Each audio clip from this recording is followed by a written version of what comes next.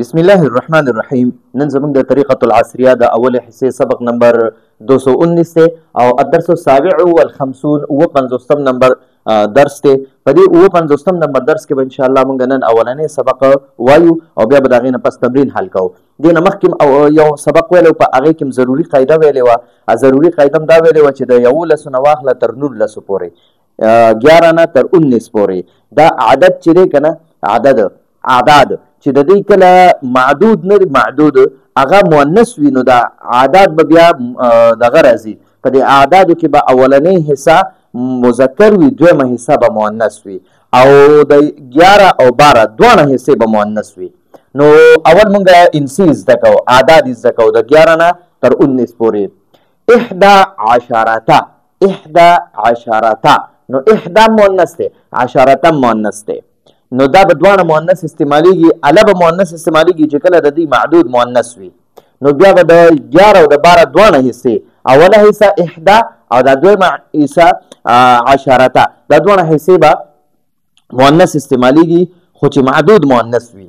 نو 11 اثنتا چې دا اثنتا چې دا مؤنث دی او 10 مؤنث دی، نو دواړه حصې مؤنث دي او دا مرکب دي. دا 12 دا دواړه مرکب دي، یعنی د دوو لفظونو نه جوړ شوي دي. 12 بیا لفظ دی، 10 بیا لفظ دی. نو 12 به مؤنث راځي، 10 به مؤنث راځي. 12 چې کله د دې معدود مؤنث وي دا شرط پکې دی. اوس د دې 11 او 12 نه علاوه د 11 او 12 نه علاوه اوله حصه چې ده که نه، اوله حصه دا به مذکر راځي، دویمه حصه به مؤنث راځي. خو شرط پکې دا دی چې معدود مؤنث وي. دې خوا به اوس انشاءالله زه تاسو ته معدود او دغه ښیم جي چې کوم عدد او معدود. نو دا اوس موږ عددونه زده کوو. نو عدد کې به دا اوله حصه مذکر وي، دویمه حصه به مؤنث وي. شرط دا دی چې دا معدود موږ سره مؤنث وي. ٹھیک شوه؟ نو موږ به وایو 13 14 14 14 15 15 16 14 17 18 18 19 20 شل. نو ګورئ دې ته مونږ عدد هم وایو. دا 11 دا عدد دی او دې عدد ته ممیز هم وایي.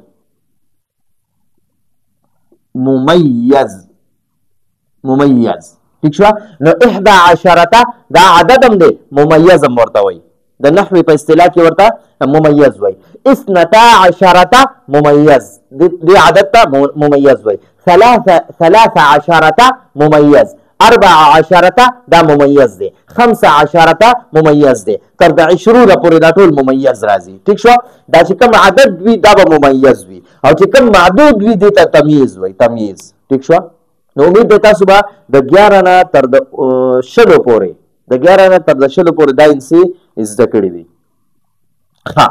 اوس راځو د تمییز المؤنث. تمییز المؤنث یعنی چې د دې عدد دا تمییز چې دی که نه، دا تمییز دا مؤنث وي.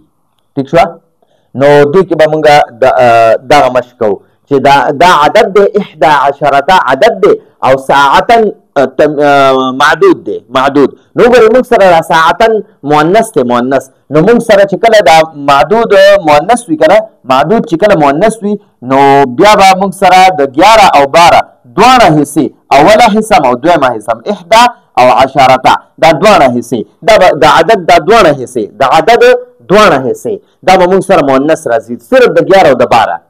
نو بیا به د 13 نه پس د عدد اوله حصه مذکر وي، دویمه حصه به مؤنث وي. ګوره 4 دا وګورئ اوله حصه ده د عدد او د 10 د عدد دویمه حصه ده. ٹھیک شوه؟ 5 د عدد اوله حصه ده، 10 دویمه حصه ده. نو د عدد به د 14 نه واخله تر د 19 پورې اوله حصه مذکر راځي، دویمه حصه به مؤنث راځي. خو شرط پکې دا دی چې موږ سره معدود مؤنث وي، چې معدود مؤنث وي. او که چېرته معدود موږ سره مذکر وي، مذکر، نو اوله حصه به د 11 نه 19 پورې اوله حصه به مؤنث وي، دویمه حصه به مذکر وي. ٹھیک شوه؟ اوس دلته الټا دی، الټا اوله حصه موږ سره مذکر ده، دویمه حصه موږ سره مؤنث ده د عدد او وجه سره چې موږ سره معدود مؤنث دی. ٹھیک شوه؟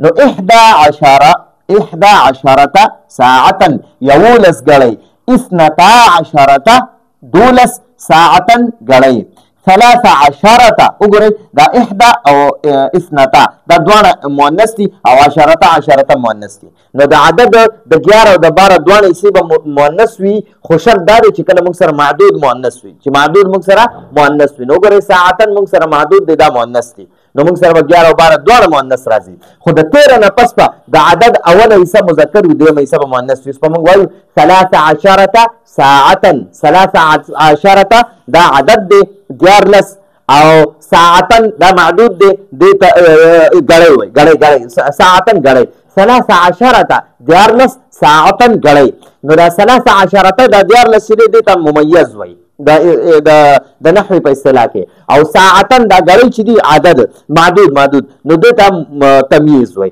نو ممیز تمیز 14 ممیز ساعتن تمیز 15 ممیز ساعتن تمیز ٹھیک شو نو 13 14 ساعتن غړی 14 14 ساعتن غړی 15 15 ساعتن غړی 16 14 ساعتن غړی 17 15 ساعتن 19 ساعتن غړی 18 اتلس ساعتن غړی 19 نورلس ساعتن غړی 20 ساعتن دا 20 نه 20 دا به د مذکر او مؤنث دواړو لپاره 20 راځي اوس کته چې را شل غړی کنه دا غړی مؤنث تا نو بیا به 20 ساعتن اوس کته شل کتابونه نو بیا به مدقه دا کتابونه مذکر دي نو بیا به 20 کتابن 20 کتابن د مذکر لپاره 20 راځي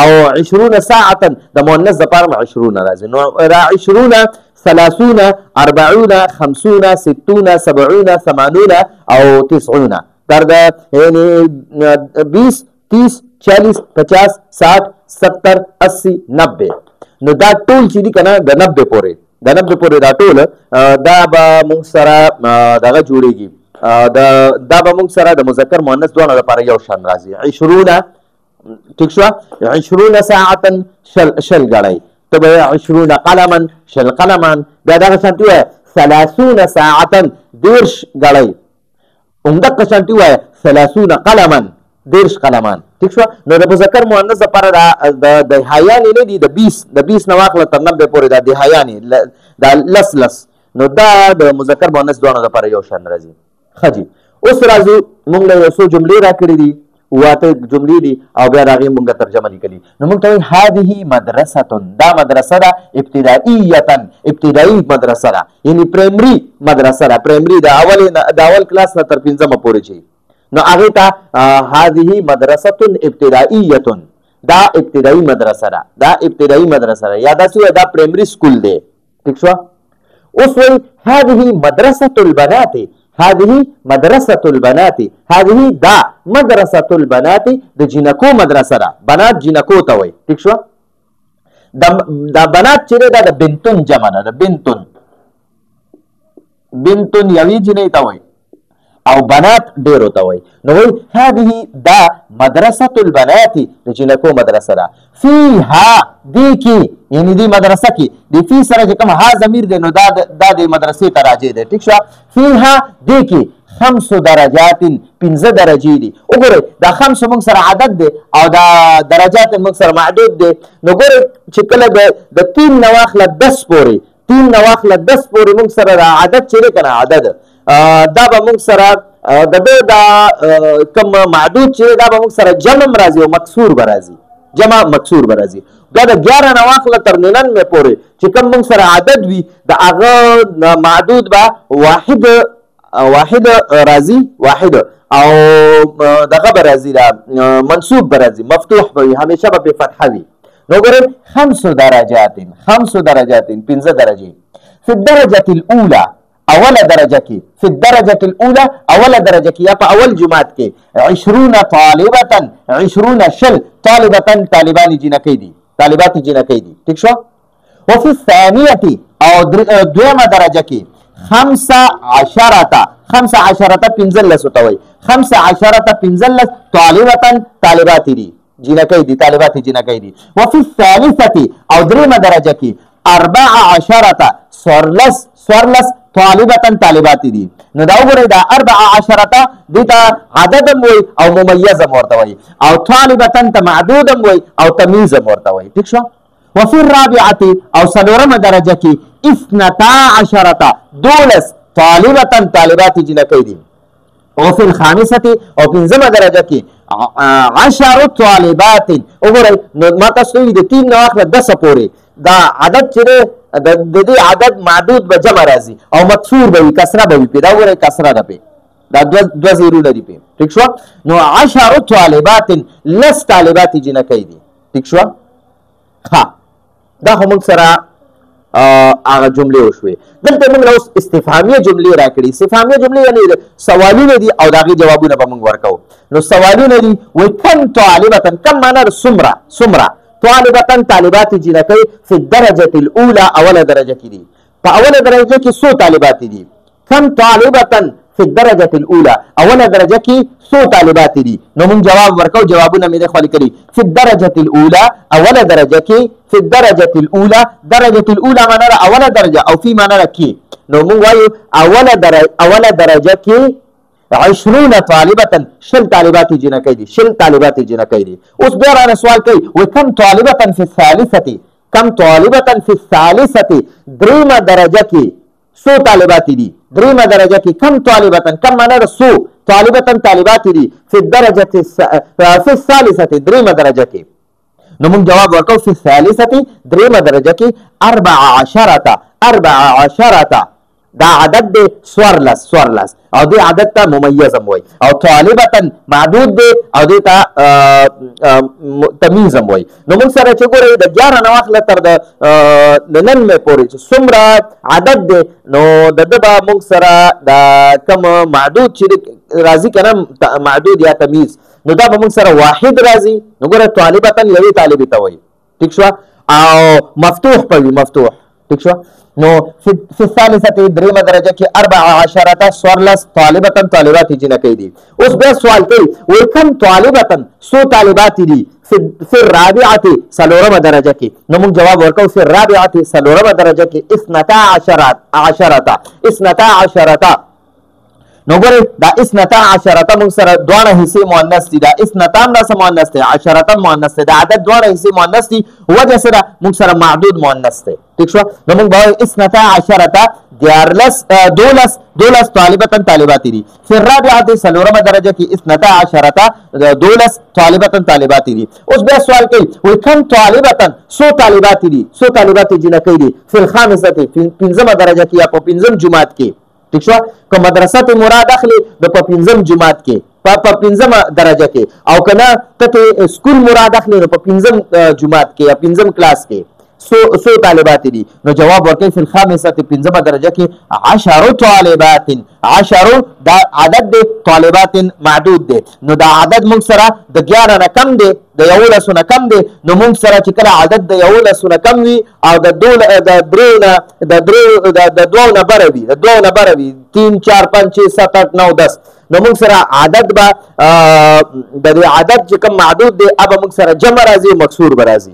نو فی الخامسه پنځمه درجه کې 10 طالبات لس طالبات جنکۍ دي. ټیک شو. نو دا زمونږ د نن ورځې درس تاسو د دې ځان سره یو سکرین شاټ هم واخلئ او بیا د دې چې کوم ځان سره کاپیانو کې ولیکئ یو ځل یې دوباره واورئ ان شاء الله العزیز تاسو په دې باندې ډېر ښه پوه شئ. نو دا زمونږ د نن ورځې درس راتلونکي درس پورې اجازت غواړو. هذا هو المرام والله اعلم بحقیقة الكلام.